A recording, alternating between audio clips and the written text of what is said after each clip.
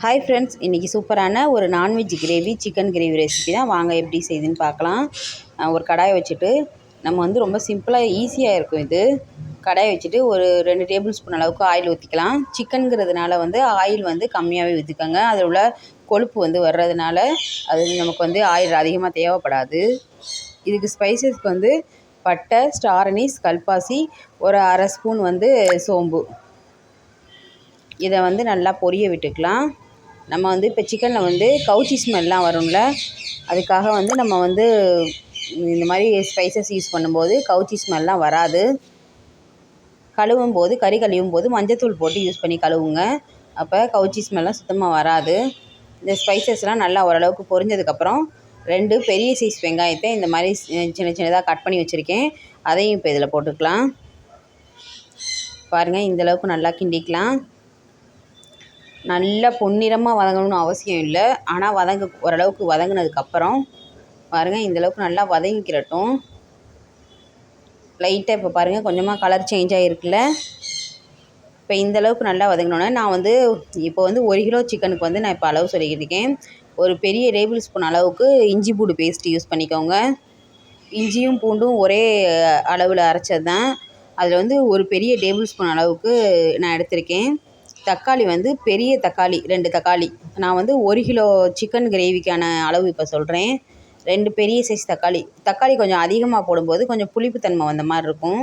இந்த சிக்கன் கிரேவிக்கு தேவையான அளவுக்கு உப்பை வந்து இந்த இடத்துல நம்ம வந்து யூஸ் பண்ணிக்கலாம். அப்போ வெங்காயம், தக்காளி, இந்த இஞ்சி பூண்டுலாம் வதங்கும் போது ஈஸியாக இருக்கும். கொஞ்சம் நமக்கு கறிக்கு பத்தலைன்னா லாஸ்ட்டாக கொஞ்சம் யூஸ் பண்ணிக்கலாம். இப்போ இது நல்லா உப்பு போட்டு நல்லா மிக்ஸ் பண்ணி விட்டுக்கலாம். இதை வந்து ஒரு 2 நிமிஷம் வந்து மூடி போட்டு வேக வச்சோன்னா தக்காளி எல்லாம் வந்து கொஞ்சம் சீக்கிரமாக வந்து மசிச்சு வந்துடும். சிம்பிளான இன்க்ரீடியன்ஸை வச்சு ரொம்ப டேஸ்டியான அளவுக்கு இந்த கிரேவி இருக்கும், சூப்பராக இருக்கும். இப்போ இதை நல்லா மிக்ஸ் பண்ணி விட்டுக்கலாம். பாருங்கள், அதை மூடி போட்டு வச்சனால கொஞ்சம் நல்லாவே மசிஞ்சு வந்திருக்கு. ஈஸியாக இருக்கும் இது வந்து கிரேவி செய்கிறதுக்கு. ரசம் சாதத்தோடலாம் வச்சு சாப்பிடும்போது, சாம்பார் சாதத்துக்கெலாம் செம்ம சூப்பராக டேஸ்ட்டாக இருக்கும். ஒரு சும்மா 1/4 ஸ்பூன் அளவுக்கு வந்து நான் மஞ்சத்தூள் யூஸ் பண்ணுறேன்.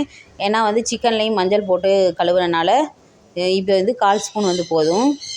இது வந்து சிக்கன் மசாலா நான் வந்து 2 டேபிள் ஸ்பூன் அளவுக்கு யூஸ் பண்ணிக்கிறேன். போட்டு இதை நல்லா மிக்ஸ் பண்ணி விட்டுக்கலாம். இப்போ பாருங்கள், இந்தளவுக்கு நல்லா மிக்ஸ் பண்ணிவிட்டு கொஞ்சமாக இந்த சிக்கன் மசாலா வந்து காரம் இருக்கும். நம்ம வந்து கொஞ்சமாக வந்து சும்மா ஒரு கலருக்காக வந்து காஷ்மீரி சில்லி பவுடர் வந்து யூஸ் பண்ணுறேன். உங்களுக்கு கலர் வேணாம் அப்படின்னா காஷ்மீரி சில்லி பவுடர் வந்து ஸ்கிப் பண்ணிக்கோங்க. இப்போ இது வெங்காயம், தக்காளி, இந்த மசாலா எல்லாம் நல்லா வதங்கி எல்லாம் வந்துடுச்சு. இப்போ நான் வந்து இந்த கறியை தூக்கி இதில் வச்சுக்கலாம். நான் வந்து 1 கிலோ அளவுக்கு சொல்லியிருக்கேன். இதை நல்லா போட்டு மிக்ஸ் பண்ணி விட்டுக்கலாம். நம்ம வந்து இதை வந்து குக்கரில் வச்சு செய்யணும்னு அவசியம் இல்லை. இந்த மாதிரி கடாய் வச்சு செய்யும்போதும் நல்லா டேஸ்ட்டு சூப்பராக இருக்கும். தண்ணி வந்து நான் வந்து கொஞ்சம் கூட தண்ணி வந்து யூஸ் பண்ண போகிறதில்ல. இந்த சிக்கனில் இருக்க தண்ணி மட்டும்தான். பாருங்கள், இந்தளவுக்கு நல்லா ஃபுல்லாக அந்த மசாலாவும் கறியும் வந்து இந்தளவுக்கு நல்லா ஒன்று சேர்ந்து வந்துடணும். இப்போ வந்து மூடி போட்டு சிம்மில் வச்சே வந்து ஒரு 5 நிமிஷத்துக்கு ஒரு தடவை ஓப்பன் பண்ணி கிண்டி விடுங்க. ஏன்னா வந்து நம்ம தண்ணி எதுவும் ஊற்றாதனால அடிப்பிடிக்கிறதுக்கான வாய்ப்பு அதிகமாக இருக்கும். அதனால் ஒரு 5 நிமிஷத்துக்கு ஒரு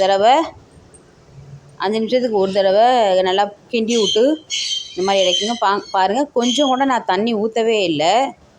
எவ்வளோ தண்ணி வந்திருக்குன்னு பாருங்கள். சிம்மில் வச்சு வேக வச்சா தான் இந்தளவுக்கு தண்ணி வரும். ஹையில் வச்சிங்கன்னா டக்குன்னு அடிப்பிடிச்சிரும். தண்ணி எதுவும் வராது, கறியும் வேகாது. அடிப்பிடிச்சிட்டாவே கறியோட டேஸ்ட்டு, ஃப்ளேவர் எல்லாமே போயிடும்.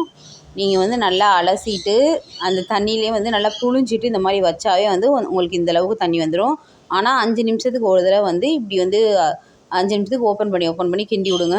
பாருங்கள், முதல்லதுக்கு இப்போ எவ்வளோ தண்ணி வந்துருச்சுங்க. எண்ணெயெல்லாம் பாருங்கள் பிரிஞ்சு வந்திருக்குல்ல. கறி வந்து முக்கால் பதம் நல்லாவே வெந்துருச்சு. பாருங்கள், இந்தளவுக்கு நல்லா சூப்பராக தண்ணி நிறையாவே வந்துருச்சு. முக்கால் அளவுக்கு கறி வந்து வெந்துருச்சு. 5 நிமிஷத்துக்கு ஒரு தடவை வந்து ஓப்பன் பண்ணி நம்ம வந்து அதை கிண்டி விட்டோன்னா அடி பிடிக்காது. கறியும் நல்லா வெந்துடும். நமக்கு கிரேவியும் நல்லாவே நிறையா கிடைக்கும். சூப்பரான சுவையான ரொம்ப டேஸ்ட்டான சிக்கன் கிரேவி சூப்பராக ரெடி ஆயிடுச்சு. கண்டிப்பாக இதை உங்கள் வீட்டில் ட்ரை பண்ணி பாருங்கள்.